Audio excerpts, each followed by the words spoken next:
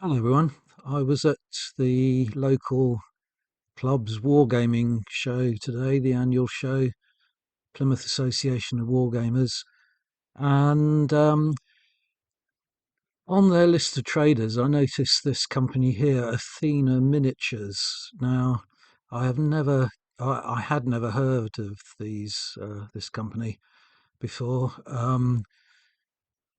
I was really impressed with their figures. So I wanted to just sort of share a quick review of them with you, because I'm sure a lot of you, like myself, aren't aware of their existence, and they really deserve, I think, a much higher profile than they have at the moment. Um, so what I did, I'll rather than take you through the website, which I'm just showing you here now, I took quite a lot of footage of their figures on display. I'll show you those, but just to begin, just show you their list of the categories of the ranges that they do. So the Franco-Prussian War, Landsnecks, which I know is a very kind of popular period at the moment. They do a lot of Dark Age stuff, Normans, Saxons, and Vikings. The period I was particularly interested in, the Wars of the Roses. And then they do a range that they describe as apocalypse survivors. They've got various accessories, and they've got a range of Dark Age warriors. I think I've got nearly all of that on film, so I won't go through the pages of the website, as I say. But yeah, just before I show you that, just to give you a rough idea of what they're about, they started up about 3 years ago, and chose about time to do so in a way, because it was during COVID and so on. But that might have helped them a little bit. I think, when we were all locked down, the wargaming sales probably picked up a little bit. But yeah, anyway, that's by the by. The guy is called John Kabosh. I think that's how you pronounce it. He also, there we go. Show you the about page. That's a picture of him there. Um, he also does mold making and casting and so on. And he had a lot of, well, not a lot, but a few arrows on display that he said he'd made himself. So I asked him if he did reenactment, and he said yes, but he did this mainly. He used to be in the Sealed Knot, does a lot of Civil War um, reenactment, and he comes from Plymouth originally. He lives in Swindon now. Yeah, based in Swindon. But he knew a lot of the old members of the club because a lot of them used to belong to the Sealed Knot. Um, so he was at our club really because it was, his hometown. He was able to stay with family while he was down here. Um, so it was an easy show for him to attend. But um, really, his figures deserve to be, have a much higher profile. And but he can't, because of his circumstances, he can't really get to a great many shows. So that's why I just want to, shout him out really and bring him to your attention. Uh, in future, he's planning to bring out a sort of fantasy range, and also I think he mentioned steampunk, and he's going to be adding in particular to the Italian wars. So not he won't he'll not just have land snacks in that, but Italian armies as well. So I'm pretty sure a lot of you will be, your ears will pick up at that. But let's show you the footage I took.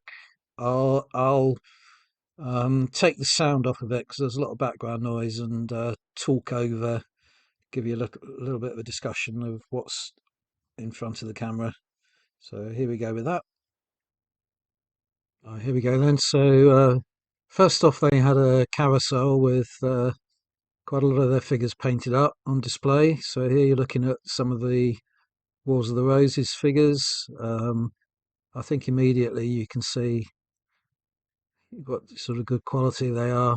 Um, this is a bit further down the carousel. Some of the Dark Age figures. So they did, as I say, Normans, Vikings, and Anglo Saxons, and some figures that just fall under the category of Dark Age warriors.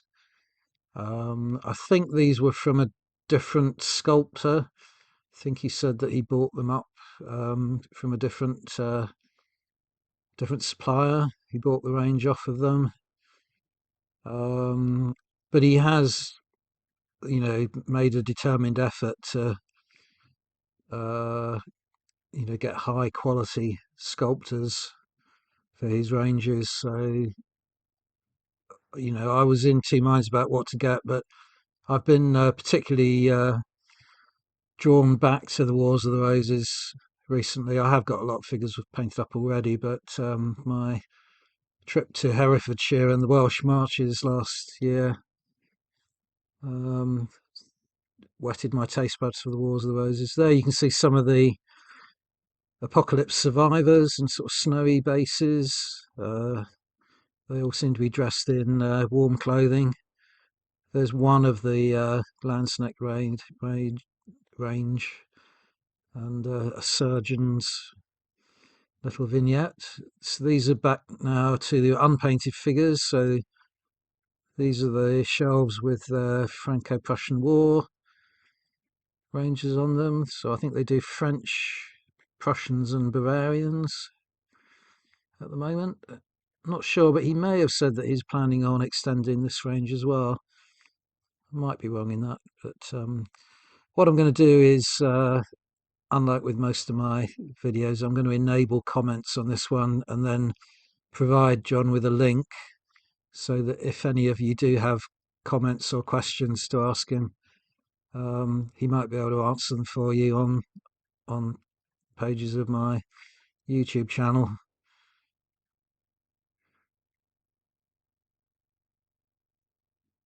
Really superb. I mean, they're the kind of figures you look at them and you think, oh, I must get some of those and get into that period as well.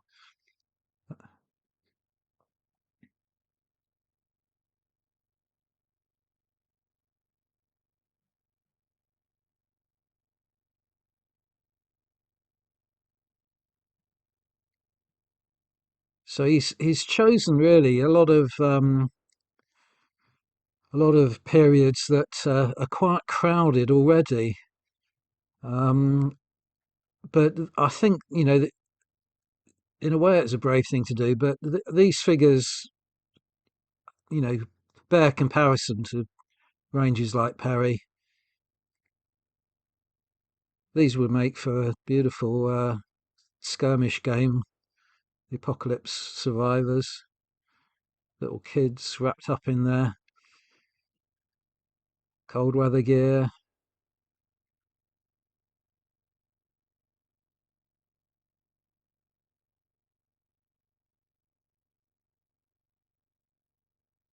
Awful lot of them as well. Suitable for a whole range of apocalyptic, post-apocalyptic games, but they do seem to have a kind of cold weather theme, as though it's a sort of nuclear winter or something like that. You have more professional kind of troop types in there as well, with Russian Spetsnaz and so on, with their what do they call it? Nuclear, biological, and something else protection on them.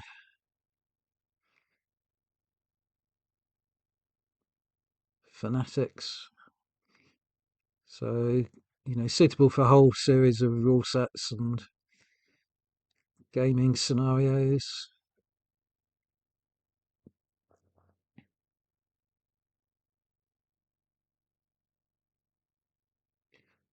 These are the Dark Age warriors. Lots of double-handed axes.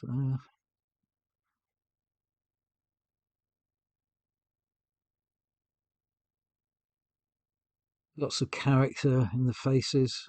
I think they're just wonderful. I had no idea that this range existed or these ranges existed. So I think we're about to come to the end of the video, of the footage I took. So what I'll do next is just show you some of the figures I purchased, just a couple of them, talk about them a little bit more. These were nice little vignettes, mainly for the Wars of the Roses.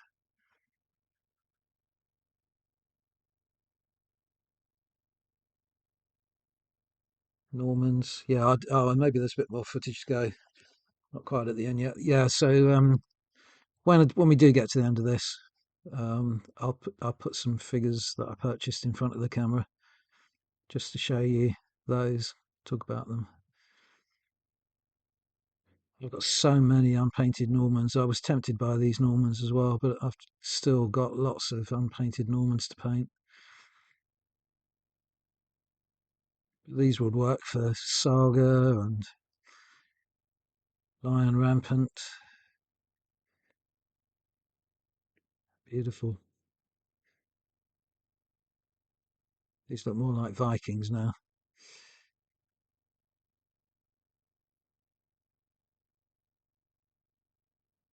Really nice priest figure there. Saxon Command. These have got to be Vikings, haven't they? Like berserkers. Ah, yeah, this is the Landsneck range. So again, really tempted by these. I mean, watching what Fraser von Cateringham's doing at the moment. I've been kind of drawn to this period as well, but it's a big investment in time, really, to start on a project like this. But this would certainly be a go-to range for me if I were to get into the Italian wars.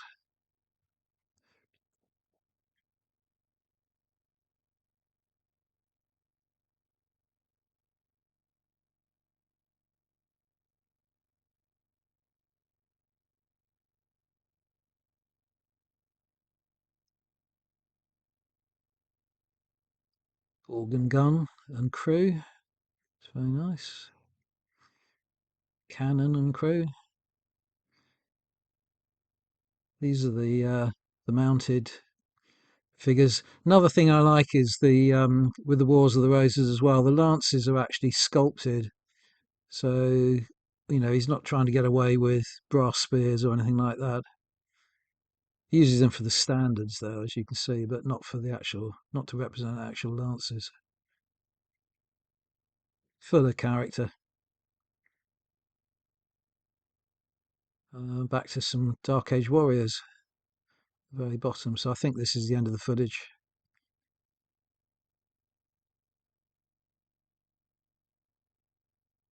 Oh no, I'm wrong. I took more than I thought. Here are the Wars of the Roses. Yeah, of course we haven't shown you those yet. Look at those horses, just absolutely gorgeous.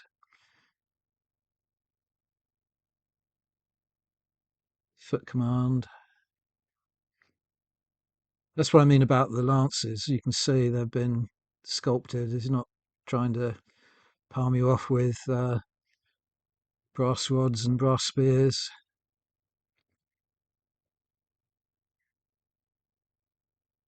I bought all these mounted figures, so going to be painting those up as soon as I can clear a space on my worktop.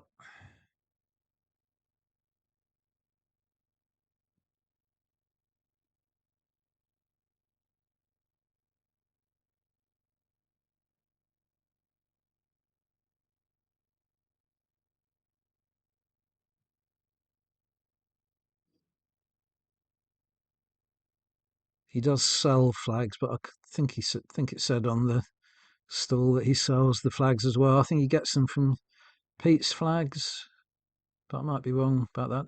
Yeah, now these archers, these really struck me as, dynamic. I love the ones that are shooting high up into the air.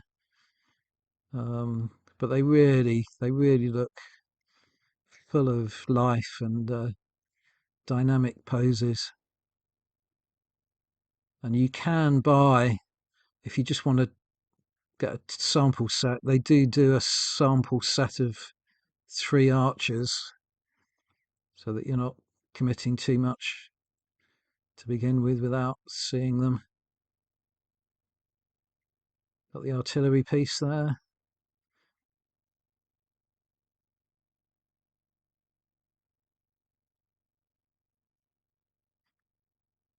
More vignettes.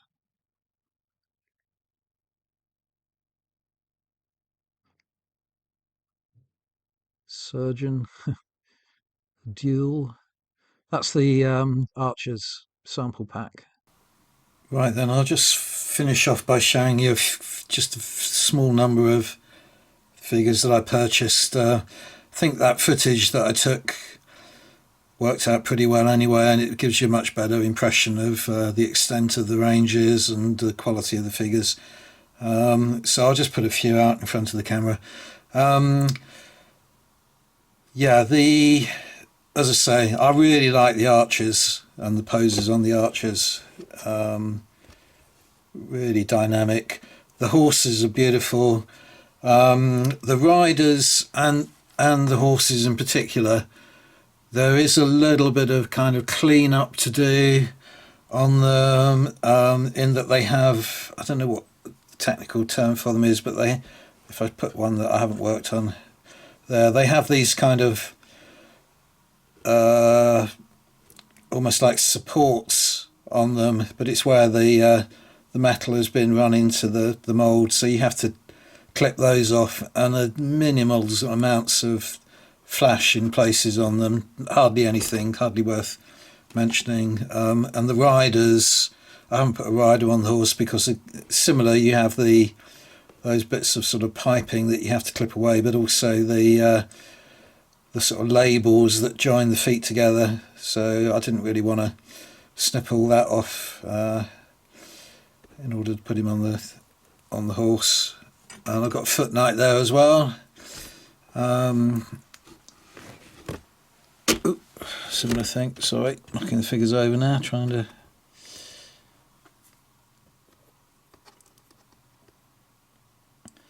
adjust them.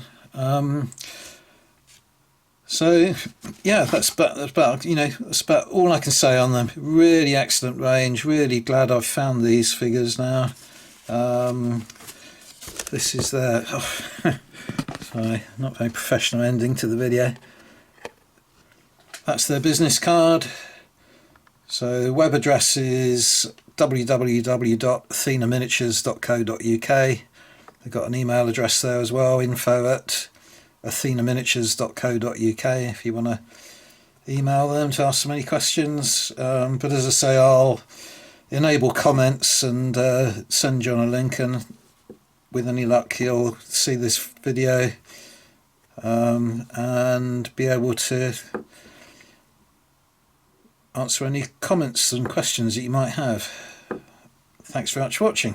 Bye for now.